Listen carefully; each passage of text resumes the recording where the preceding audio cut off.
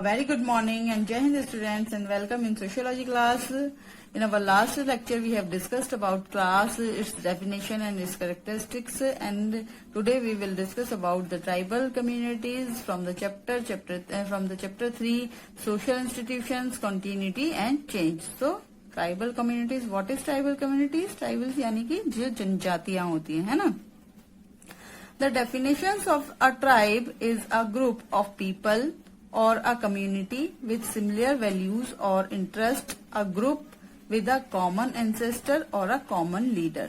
क्या है इस डेफिनेशन में? देखिए, the definition of a tribe is a group of people. क्या है? सबसे पहले तो ग्रुप है पीपल का, और a community with similar values है जिसकी, और सेम उसके इंटरेस्ट है. A group with a common ancestor और अ कॉमन लीडर. क्या क्या इसकी हो गई करेक्टरिस्टिक्स कास्ट ट्राइब की? कि सबसे पहले तो एक ग्रुप है पीपल का, पीपल के ग्रुप के बिना तो किसी कम्युनिटी बन ही नहीं सकती है ना. इसके बाद सिमिलर वैल्यूज उनके कस्टम वैल्यूज रिचुअल्स जो है वो सेम है, इंटरेस्ट सेम है ना, और कॉमन एंसेस्टर पूर्वज उनके सेम है. साथ ही साथ जो लीड कर रहा है कम्युनिटी को वो भी सेम है, लीडर भी. तो क्या वो हुआ कि ट्राइब जो है एक ऐसा ग्रुप है जिसके जो वैल्यूज रिचुअल्स होते हैं, जिसके जो सांस्कृतिक कल्चर होती है, वो संस्कृति होती है, वो एक होती है. उनके अपने एक ही इंटरेस्ट होता है, एक ही वे होता है कि भाई हमें ये वे ऑफ लिविंग है हमारा. उसके एक पीपल ऐसे लोगों का ग्रुप है और जिनके जो पूर्वज हैं वो सेम है, और एक ही उनका लीडर होता है. और इसमें एक टेरिटरी का वो नहीं दिया है, उनकी एक मतलब पर्टिकुलर टेरिटरी में ये लोग रहते हैं. ठीक है. Next is the total population of tribes in India is 8.2%. क्या कितनी है? 8, जितनी भी हमारी पॉपुलेशन है इंडिया की उससे 8.2% जो है वो ट्राइब्स हैं. ठीक है. दे आर ऑल्सो कॉल्ड जनजातीज, आदिवासीज एंड हरिजन्स. और इनको क्या क्या भी बुलाते हैं? जनजातीज कहते हैं, आदिवासीज भी कहते हैं और हरिजन्स भी कहते हैं. Have hierarchy but have an egalitarian society.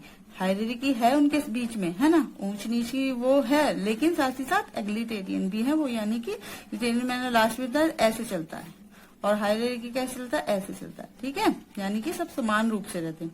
Share same name, language, area, occupation and culture. सब लोग सेम नेम, यानी कि जैसे जो वो होती हैं जनजातियां, अपना एक पर्टिकुलर नेम होता है, लैंग्वेज उनकी अलग होती है, मतलब एक जनजाति की एक पर्टिकुलर लैंग्वेज होती है ना. एरिया, ऑक्यूपेशन और culture. Isolated community are trying to get them into mainstream. और इसमें क्या है? आइसोलेटेड है, यानी कि जो हमारी मेन स्ट्रीम है, जो हमारा समाज है या हमारा जो राष्ट्र है, उसकी मुख्य धारा से पृथक रहती है, लेकिन उन्हें कोशिश की जा रही है, ट्राई किया जा रहा है कि उन्हें समाज की मुख्य धारा के साथ जोड़ लिया जाए. ठीक है. तो अब हमने यहाँ पे क्या क्या पढ़ा कि क्या क्या है? एक ऐसे लोगों का ग्रुप है जो same interest, same value, same culture रखते हैं. एक लीडर होता है, एक ही उनका एंसेस्टर यानी कि पूर्वज होते हैं. 8.2% पॉपुलेशन है ट्राइब्स की हमारी कंट्री में. और जनजाति भी कहते हैं इनको, आदिवासी भी कहते हैं और हरिजन्स भी कहते हैं. ठीक है. और एग्लिटेरियन है ज्यादातर, हायरार्की भी है लेकिन एग्लिटेरियन है. इसके बाद से एक शेयर करते हैं क्या? नेम, लैंग्वेज, एरिया, ऑक्यूपेशन और कल्चर. और आइसोलेटेड है लेकिन ट्राई किया जा रहा है मेन स्ट्रीम में इनको जोड़ने के लिए. ठीक है. ये सब हमने इसमें देखा. और साथ ही साथ ये क्या है? They are the oldest inhabitants of the subcontinent. यानी कि जो हमारा जो वो है कॉन्टिनेंट है उस पर रहने वाली सबसे पुरानी प्रजाति ये जनजातियां ही हैं. And they don't have a state और पॉलिटिकल फॉर्म, और they also don't have a written text of the religion. उनका कोई अपना एक रिटन टेक्स्ट, जैसे हमारी धार्मिक पुस्तकें होती हैं रिटन टेक्स्ट रिटन में होती हैं, उनका कोई ऐसा रिलीजियस टेक्स्ट बुक नहीं है ना. और न ही क्लास की तरह उनका शार्पली डिवीजन किया गया है. Now I am going to show you some pictures of different Indian tribes for the better understanding of this chapter. So watch it. Okay.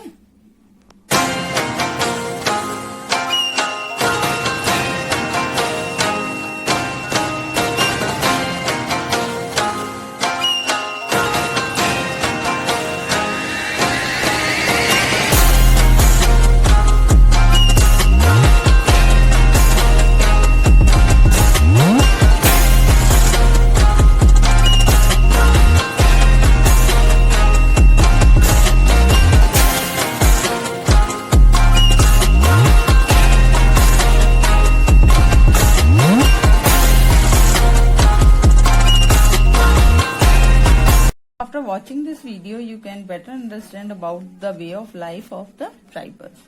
Okay, now classification of tribal societies. In terms of positive characteristics, tribes have been classified according to their permanent and acquired traits. Tribes are classified in two sets of traits, permanent and acquired. Classification on the basis of language. In terms of language, tribes are categorized into four categories. First is Indo-Aryan. Indo-Aryan के कितने speakers थे, जो tribes थी वो कितनी percent Indo-Aryan language को बोलती थी, 1% only. Dravidian language 3% tribes speak. Austric and Tibeto और बुरमान 80% ट्राइब्स ये थ्री जो लैंग्वेजेस हैं उनको बोलती हैं. And now classification on the basis of region, जो इनके भौगोलिक क्षेत्र थे उसके according. North east Assam 30%, and Arunachal Pradesh, Meghalaya, Mizoram, Nagaland 60%. Now on the basis of ecological habitat, rest of India, Rajasthan, Gujarat, Odisha, Jharkhand, Chhattisgarh, Maharashtra, Arunachal Pradesh and Madhya Pradesh 85%. And on the basis of state population यानी कि north state 11%. अगर हम 100% का ratio लेके चले तो 11% कहाँ पे रहती है, नॉर्थ ईस्ट में. और 85% ये जो स्टेट्स मैंने अभी आपको बताए हैं इनमें, और रेस्ट ऑफ इंडिया और कुछ जो रह गए हैं 4% जो कैटेगरी ट्राइब्स हैं वो इंडिया के अलग अलग पार्ट्स में रहती हैं. Now the classification on the basis of physical characteristic. तो in physical racial terms tribes are classified into 5 categories. First is Mongoloid, second is Australoid, third is Negrito, fourth is Dravidian and fifth is Aryan. ये इसके accordingly है कि ये किस नस्ल से जो ये जनजातियां हैं बिलोंग करती हैं. ठीक है.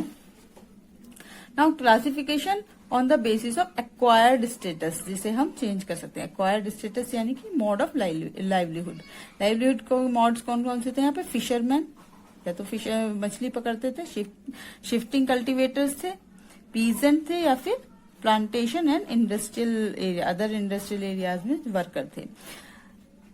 Now extent of assimilation, tribe absorb into Hindu society through Sanskritization, acculturing and acceptance of Shudra food.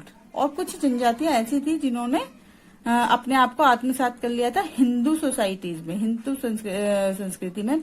किसके थ्रू? संस्कृताइजेशन के प्रोसेस के थ्रू. क्या होता है संस्कृताइजेशन का प्रोसेस? ये हमने 11th में पढ़ा था, और इस चैप्टर के लास्ट में भी हम संस्कृताइजेशन पढ़ेंगे कि एक जो कास्ट होती है, जो लोअर कास्ट होती है, वो अपर कास्ट को कॉपी करती है ना, और लास्ट में उसी के जैसी बन जाती है फिर.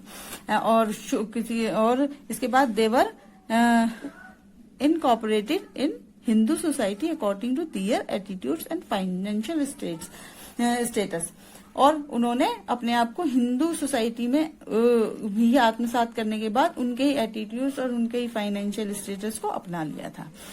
ठीक है. Integration towards the main stream. Integration means एकीकृत करना या जोड़ना, मेन स्ट्रीम के साथ किसको? ट्राइबल्स को जोड़ना. ठीक है.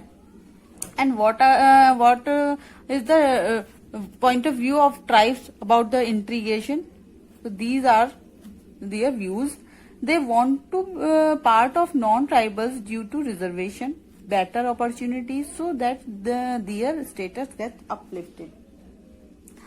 अब जो ट्राइबल सोसाइटीज थी, they want to be the part of the mainstream. वो मेन स्ट्रीम का पार्ट तो बनना चाहती थी.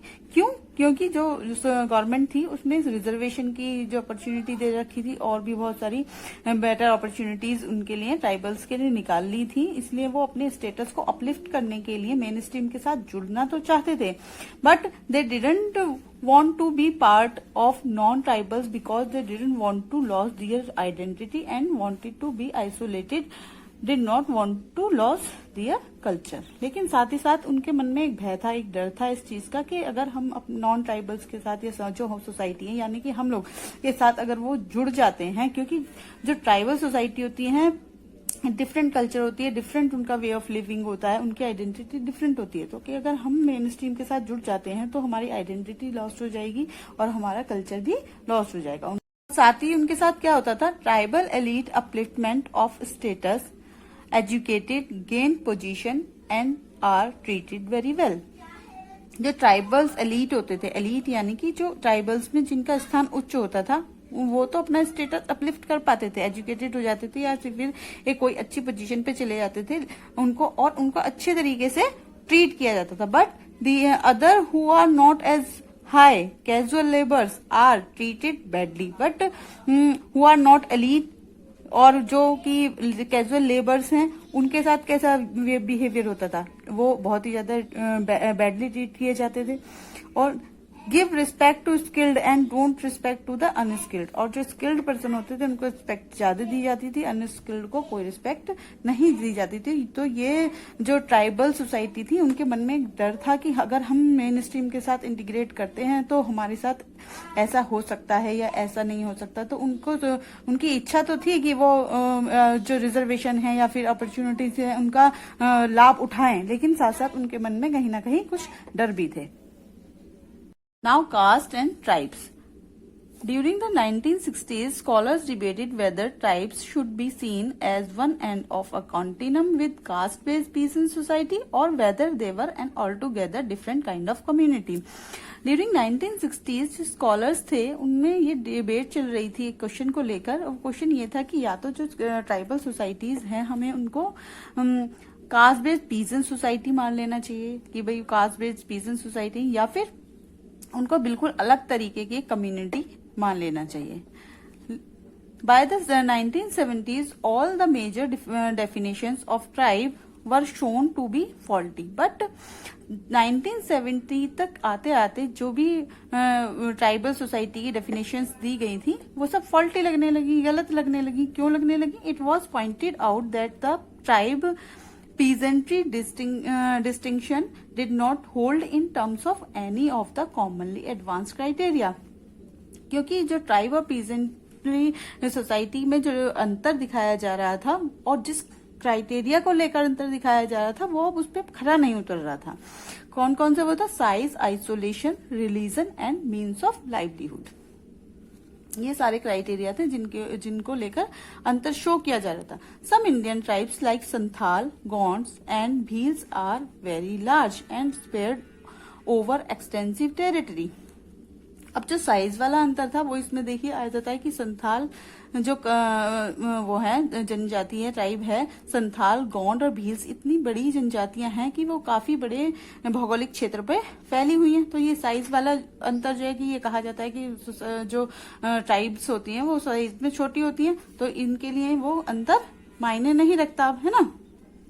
फिर दूसरा अंतर क्या आ जाता है कि ये इनका जो लाइवलीहुड है, certain tribes like Munda, Hos and others have long since turned to settled agriculture। अब सेकेंड जो लाइवलीहुड का आता है, ये कहा जाता है कि जो ट्राइब्स होती हैं वो कैसे रहती हैं, वो अनसेटल्ड एग्रीकल्चर रहती है, एक जगह पर टिक कर नहीं रहती। तो अब ये जो मुंडा और हॉस ये और इसी टाइप की जो अदर जनजातियां हैं वो सेटल्ड एग्रीकल्चर करने लगी। And even hunting gathering types, और हंटिंग गैदरिंग टाइप जो शिकार करती थी, संग्रह करके जीविका चलाती थी, like the Birhor and Bihar की बिरहोर जो जनजाति है वो अब क्या करनी, घर बना employ specialised household to make baskets, press oil etcetera. अब वो क्या करने लगे, वो लोग टोकरी बनाने का काम करने लगे या फिर तेल निकालने का वर्क करने लगे वो लोग, और उन्होंने हंटिंग और गैदरिंग करना छोड़ दिया। It has also been pointed out in a number of cases that in the absence of other alternatives, castes have turned to hunting and gathering। और साथ ही साथ ये भी देखा गया कि कोई अदर अल्टरनेटिव ना होने की वजह से जो कास्ट हैं जिनको हम नॉन ट्राइबल्स कहते हैं वो हंटिंग गैदरिंग करने लगी, है ना। उन्होंने शिकार करना शुरू कर दिया because there is no alternative, है ना। तो इसलिए जो कास्ट और जो ट्राइब्स का जो अंतर दिखाया गया था वो अब धीरे धीरे खत्म होने लगा, क्योंकि कास्ट अब किसी भी अल्टरनेटिव ना होने की वजह से वो वर्क भी करने लगी जो जनजातियां करती हैं, और जनजातियां विकसित हो गया, फिर डेवलप्ड होके वो वर्क करने लगी जो कास्ट करती हैं। ठीक है। Now national development versus tribal development. अब नेशनल डेवलपमेंट जिस तरीके से हो रहा था, क्या उसका बेनिफिट ट्राइबल्स को भी उतना ही मिल रहा था जितना नेशन को मिल रहा था? ये हम यहाँ पे डिस्कस करेंगे। Building up the hydro electric projects by cutting the forest. It prevents flood, generates electricity and irrigation facilities। अब हाइड्रो इलेक्ट्रिक प्रोजेक्ट्स बनाए जा रहे थे, उसका फायदा नेशन को तो हो रहा था। क्या हो रहा था? प्रिवेंट फ्लड्स, जनरेट इलेक्ट्रिसिटी और इरिगेशन की फैसिलिटीज भी प्रोवाइड कराई जा रही थी मेन स्ट्रीम को। बट क्या इसका जो ट्राइब्स थी उसको भी फायदा हो रहा था? नहीं। क्यों? क्योंकि कटिंग द फॉरेस्ट उसके लिए काटे जा रहे थे, और फॉरेस्ट किसके लिए बेनिफिशियल थे? फॉरेस्ट बेनिफिशियल थे ट्राइब्स के लिए। उनको वहां से हटा दिया गया और उनका विस्थापन भी नहीं किया गया, जिससे कि उनका जो taking away land and occupation from natural habitat, और उनका जो लैंड था वो भी ले लिया गया, और ऑक्यूपेशन लेस भी हो गए वो लोग, है ना। Forest are rich in mineral resources and mining project take place. Forest जो होते हैं वो मिनरल रिसोर्सेज से भरपूर होते हैं, इसलिए जो मल्टीनेशनल कॉर्पोरेशंस थे उनको परमिशन दे दी गई वहां पे माइनिंग के लिए।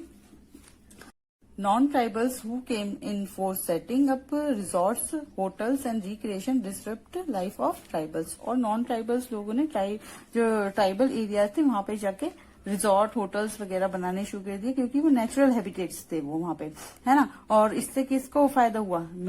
जो मेन स्ट्रीम के पीपल थे उन लोगों को फायदा हुआ, लेकिन ट्राइब्स जो थी उनको इसका कोई बेनिफिट नहीं मिला। और जो आप लोग ने देखा अंडमान निकोबार में अब बहुत लोग जाते हैं, और मालदीव में भी वो सारे अब ट्राइबल एरियाज ही थे पहले, जिनको रिक्रिएट करके होटल्स और रिजॉर्ट वगैरह वहां पे बनाए गए हैं। ठीक है। Tribal identity today. The life of tribals has changed tremendously because of their incorporation into mainstream. It has had an impact on all four areas: social, cultural, political and economic. A lot of tribal revolts and movements have taken place in rebellion. The life of tribals की जो life हो रही थी वो एकदम से change हो रही थी, क्योंकि वो मेन स्ट्रीम के साथ इंटीग्रेशन करना उन्होंने शुरू कर दिया था। इट हैज और इसका इम्पैक्ट उनके जो चारों ही एरियाज पे पड़ रहा था। किस पे? कल्चरली भी, पॉलिटिकली भी, इकोनॉमिकली और सोशली भी। लॉट ऑफ ट्राइबल रिवॉल्ट्स, और बहुत सारे क्योंकि ट्राइबल्स की जो जमीनें थी वो ली जा रही थी, उनसे उनके नेचुरल हैबिटेट छीने जा रहे थे, तो इस वजह से उन्होंने इसका विरोध करना शुरू किया। जो ट्राइबल मूवमेंट शुरू हुए, और धीरे धीरे उन्होंने एक राजद्रोह का कह सकते हैं कि रूप धारण कर लिया। और इसका क्या नतीजा निकला? This has resulted new changes. इससे न्यू चेंजेस आए। Jharkhand from Bihar founded in 2000 and manage. और इससे क्या हुआ? बिहार से झारखंड अलग एक राज्य बना 2000 में। Uttarakhand from UP by the tribals. Uttarakhand UP से अलग होके उत्तराखंड बना। और छत्तीसगढ़, ये सारे तीनों राज्य जो थे वो 2000 में स्टैब्लिश हुए because of tribal revolts. In some states in northeast, in Manipur and Nagaland are declared as disturbed area। और कुछ स्टेट जो नॉर्थ ईस्ट के हैं जैसे मणिपुर और नागालैंड, इनको डिस्टर्ब एरिया डिक्लेयर किया हुआ है, क्योंकि यहाँ पे आदिवासी ज्यादा और जो ये रिवॉल्ट्स होते रहते हैं यहाँ पे। The main power is present with the non tribals. This tribal identity today. The life of tribals has changed tremendously because of their incorporation into mainstream. It has had an impact on all four areas: social, cultural, political and economic. A lot of tribal revolts and movements have taken place in rebellion. The life of tribals की जो life हो रही थी वो एकदम से change हो रही थी, क्योंकि वो मेन स्ट्रीम के साथ इंटीग्रेशन करना उन्होंने शुरू कर दिया था। इट हैज और इसका इम्पैक्ट उनके जो चारों ही एरियाज पे पड़ रहा था। किस पे? कल्चरली भी, पॉलिटिकली भी, इकोनॉमिकली और सोशली भी। a lot of tribal revolts, और बहुत सारे क्योंकि ट्राइबल्स की जो जमीनें थी वो ली जा रही थी, उनसे उनके नेचुरल हैबिटेट छीने जा रहे थे, तो इस वजह से उन्होंने इसका विरोध करना शुरू किया। जो ट्राइबल मूवमेंट शुरू हुए और धीरे धीरे उन्होंने एक राजद्रोह का कह सकते हैं कि रूप धारण कर लिया। और इसका क्या नतीजा निकला? This has resulted new changes. इससे न्यू चेंजेस आए। Jharkhand from Bihar founded in 2000 and manage. और इससे क्या हुआ? बिहार से झारखंड अलग एक राज्य बना 2000 में। Uttarakhand from UP by the tribals. Uttarakhand UP से अलग होके उत्तराखंड बना। और छत्तीसगढ़, ये सारे तीनों राज्य जो थे वो 2000 में स्टैब्लिश हुए because of tribal revolts. In some states in northeast, in Manipur and Nagaland are declared as disturbed area। और कुछ स्टेट जो नॉर्थ ईस्ट के हैं जैसे मणिपुर और नागालैंड, इनको डिस्टर्ब एरिया डिक्लेयर किया हुआ है क्योंकि यहाँ पे आदिवासी ज्यादा और जो ये रिवॉल्ट्स होते रहते हैं यहाँ पे। साथ ही साथ स्वतंत्रता के बाद आदिवासियों के विकास के लिए जो सरकार के द्वारा भी बहुत सारी योजनाएं हैं वो चलाई जा रही हैं। जैसे इंटीग्रेटेड ट्राइबल डेवलपमेंट प्रोग्राम है जिसमें 193 जो योजनाएं हैं वो चलाई जा रही हैं, जिसमें 50% ट्राइब्स को बेनिफिट हो रहा है। और पंचवर्षीय योजनाएं भी चलाई जा रही हैं जिससे ट्राइब्स को फायदा हो रहा है। साथ ही साथ स्वतंत्रता के बाद आदिवासियों के विकास के लिए जो सरकार के द्वारा भी बहुत सारी योजनाएं हैं वो चलाई जा रही हैं। जैसे इंटीग्रेटेड ट्राइबल डेवलपमेंट प्रोग्राम है जिसमें 193 जो योजनाएं हैं वो चलाई जा रही हैं, जिसमें 50% ट्राइब्स को बेनिफिट हो रहा है। और पंचवर्षीय योजनाएं भी चलाई जा रही हैं जिससे ट्राइब्स को फायदा हो रहा है। This topic is over now and in our next lecture we will discuss about the family and kinship. Jai Hind students, bye bye.